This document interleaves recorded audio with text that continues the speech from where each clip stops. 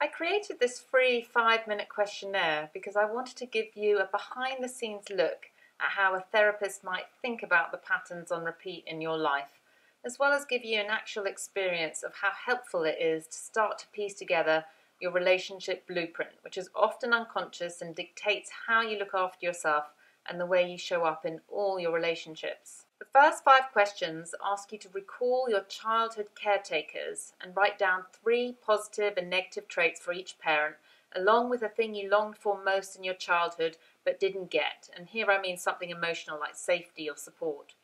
And then how you felt and reacted when you didn't get it. The questions are very short and simple, but I would suggest you recall the memories of your parents only when you're feeling in a relaxed, safe space, especially if reflecting on your childhood is something you've never done before. Keep in mind it's really important to picture your parents as they were back then, not as they are today.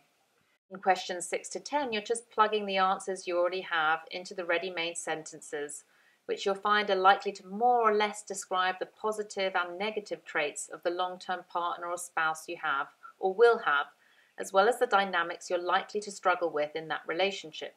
Making that link between present-day relationships and your childhood is so important because the reason we get so triggered by our partners is usually because we're unknowingly recreating painful dynamics from our past. If you don't understand that, you might assume you're with the wrong person rather than see it as the healing opportunity that it is. When we're kids and feelings get overwhelming, it's like they short-circuit our inner systems. We don't know how to feel the feelings, we don't want to feel them, and we either cut them off or find some way of numbing them or covering them up. That's usually when our coping mechanisms kick in, which are intelligent because they temporarily protect us or help us deal with what we can't process.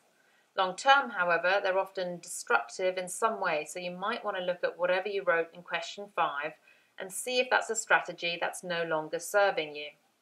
Whatever symptoms you're struggling with on the surface, whether that's binge eating, depression, or an unhappy love life, achieving healing usually entails learning to feel all feelings, and especially the ones you try to avoid. A human being who is whole has access to the entire range of human emotions, whether that's happiness, sadness, anger, or fear. And those feelings remain unproblematic because when they show up, they just flow through. They don't get stuck. It's similar to the idea of qi or life energy flowing through the meridians in traditional Chinese medicine. Now, letting feelings show up and flow through sounds simple enough. The problem is that we often don't want to feel them. We typically prefer our coping strategies, even if the consequences of them are painful.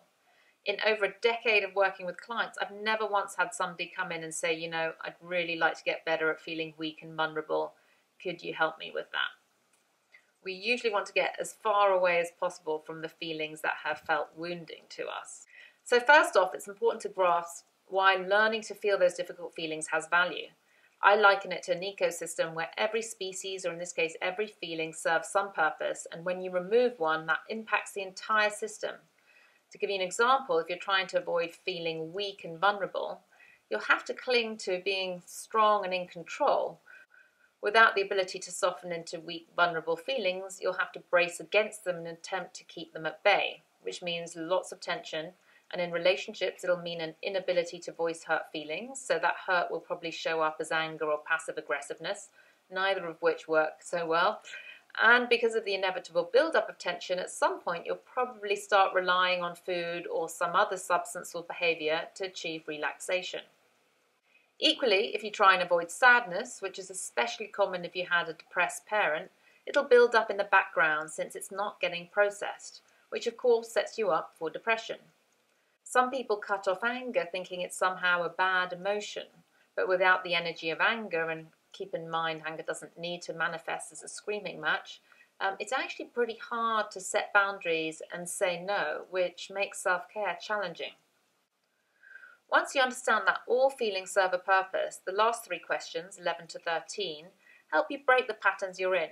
Question 11 helps you identify the top 3 automatic thoughts, which are often hidden beliefs that creep in very fast, that push you towards your usual coping strategy. To be able to stay with the feeling and not do what you usually do, whether that's overeating, getting aggressive, or pretending everything's fine when it isn't, you need to recognize those thoughts as just thoughts rather than as the truth. Question 12 is there to help you practice sitting with the physical sensations of the feelings you don't like. In sessions, I'm often asking clients to locate where the feeling lives in the body, the shape, the color, the type of sensation. Is it a streaming, a contraction, a heavy weight? The point of the questions is to help you get curious about the physical sensation, which helps you hang out with it rather than try and avoid it. Finally, question 13 is asking you to brainstorm one way in which you could create more of the feeling you're longing for in your life, which you identified in question 3.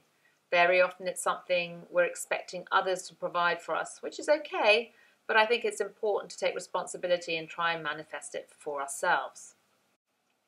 That's it. Thank you so much for taking the time to watch this video. If you haven't downloaded the questionnaire from my website, sabrinaweymouth.com, please do. It'll take 5 minutes to fill out. I really believe the world would be a happier, kinder, more conscious place if each of us were aware of our patterns and were actively working on them.